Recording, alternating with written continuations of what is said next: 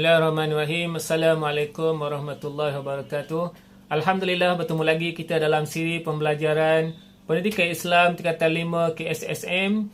Dan pada kali ini kita akan belajar dalam bidang sirah dan tamadun Islam. Pelajaran 17, keunggulan tokoh Islam. Tokoh yang kita akan belajar pada kali ini adalah Hasan al-Banna. Beliau merupakan seorang mujahid Islam yang sangat berpengaruh. Okey, anak-anak boleh lihat ni. Ini adalah gambar sebenar Hasan al-Banna. Sebelum kita mula, kita akan lihat terlebih dahulu objektif pembelajaran. Yang pertama, menyatakan riwayat hidup tokoh secara ringkas. Yang kedua, menerangkan sumbangan tokoh dalam sejarah Islam. Dan yang ketiga, merumuskan iktibar daripada keunggulan tokoh Islam. Baiklah, kita lihat sekarang adalah riwayat hidup Hasan al-Banna. Apakah nama bunuh beliau? Namanya adalah Hasan bin Ahmad bin Abdul Rahman Muhammad al-Banna. Jadi, gelaran al-Banna itu adalah sempena nama datuk beliau. Bilakah dilahirkan? 25 Sya'ban 1323 Hijrah. Bersamaan 14 Oktober 1906. Tarikh meninggal dunia 1368 Hijrah. Bersamaan 12 Februari 1949. Ni dah lama ya. Barangkali zaman nenek moyang kamu ni. Okey, jawatan yang disandang oleh Hasan al-Banna adalah Mursyidul Am Ikhwanul Muslimin. Ikhwanul Muslimin ini adalah sebuah gerakan dakwah ataupun boleh juga dikatakan sebagai sebuah parti politik. Ya, jawatan Hasan al-Banna Mursyidul Am.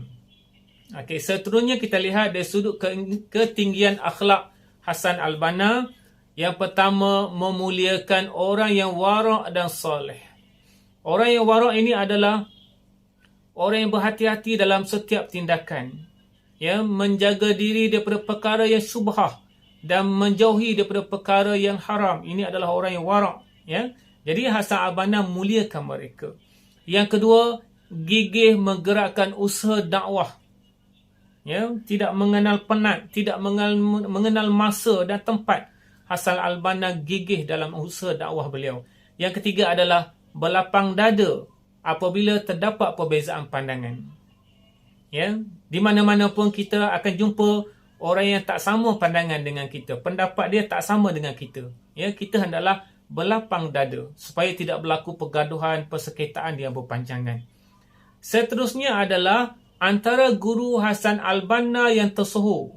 Yang pertama namanya Ahmad bin Abdul Rahman al-Banna. Ini adalah bapa Hasan al-Banna sendiri. Dan yang kedua adalah Syekh Muhammad Zahran. Okey, sekarang ini adalah riwayat hidup Hasan al-Banna. Seterusnya kita lihat adalah spektrum ilmu. Anak-anak boleh lihat dalam buku teks muka 178. Apa kata Hasan al-Banna? Sesungguhnya tanggungjawab terhadap agama lebih banyak daripada masa yang ada. Maka manfaatkanlah waktu. Apabila kamu mempunyai sesuatu keperluan, sederhanakanlah dan percepatkanlah untuk diselesaikan. Hasan al-Banna nak beritahu kita, urusan ataupun tanggungjawab terhadap agama ini lebih banyak daripada masa yang kita ada. Jadi anak-anak sekalian, jangan membazirkan masa dengan perkara yang tidak berfaedah. Isilah dengan benda atau perkara yang mendatangkan manfaat kepada agama kita. Okey, seterusnya kita lihat, ini adalah sumbangan Hasan al-Banna dalam tamadun Islam. Sumbangan yang pertama adalah dari sudut hasil karya. Hasil karyanya adalah yang pertama, Muzakiratud Da'wah wa Da'iyah. Yang kedua, Risalatut Ta'alim. Dan yang ketiga, ini barangkali anak-anak biasa baca pada waktu pagi dan petang. Namanya adalah Al-Ma'surat. Ini biasanya kita baca sebagai zikir. Dia disusun oleh Hasan al-Banna. Sumbangan yang kedua adalah dari sudut organisasi. Hasan al-Banna mengasaskan Pertubuhan Ikhwanul Muslimin. Ya, pertubuhan ini Hasan al-Banna yang asaskan dan dia memegang jawatan Mursyidul Am. Okey. Sumbangan yang ketiga adalah sumbangan dari sudut melahirkan murid yang masyhur. Ya, yang pertama muridnya adalah Said Qutb. Yang kedua adalah Hasan al-Hudaybi. Yang ketiga adalah Yusuf al-Qadawi. Dan yang keempat adalah Mustafa bin Husni as-Sibai. Ini adalah 4 orang murid Hasan al-Banna yang tersohor. Okey. Seterusnya kita lihat iktibar daripada keunggulan Hasan al-Banna. Yang pertama, sebagai umat Islam, kita hendaklah mencontohi kegigihan tokoh dalam menuntut ilmu sebagai bukti kecintaan kepada ilmu. Okey, kita hendaklah mencontohi kegigihan mereka dalam menuntut ilmu. Jadi anak-anak pelajar sekalian, jangan ponteng kelas, jangan bazirkan masa dengan perkara yang tak berfaedah. Yang kedua, kita hendaklah bersifat cekal menyebarkan dakwah Islamiah agar masyarakat dapat memahami Islam yang sebenar. Kita hendaklah cekal dalam menyebarkan dakwah. Kenapa? Kerana biasanya bila kita menjalankan kerja dakwah, kita akan berhadapan dengan pelbagai dugaan dan cabaran. Kita hendaklah cekal. Yang ketiga, kita hendaklah menyebarkan ilmu dan kepakaran yang dimiliki agar dapat memberi manfaat kepada agama, bangsa dan negara. Kita hendaklah menyebarkan ilmu dan kepakaran. Yang keempat, kita hendaklah berusaha menjadi insan yang berkualiti supaya dapat berbakti kepada masyarakat dan negara. Yang keempat ini, berusaha menjadi insan yang berkualiti. Yang berikutnya, kita hendaklah bekerjasama dalam pembangunan negara supaya negara dihormati di peringkat antarabangsa. Jadi yang kelima ini, kita diminta bekerjasama dalam pembangunan. Ini adalah 5 iktibar daripada keunggulan tokoh Hasan al-Banna. Seterusnya anak-anak sekalian, kita lihat kepada latihan pengukuhan. Cuba lihat soalan. Terangkan 2 iktibar yang boleh diambil daripada keagungan Hasan al-Banna. Dalam menjawab soalan, yang pertama kita kena lihat adalah kata tugas soalan.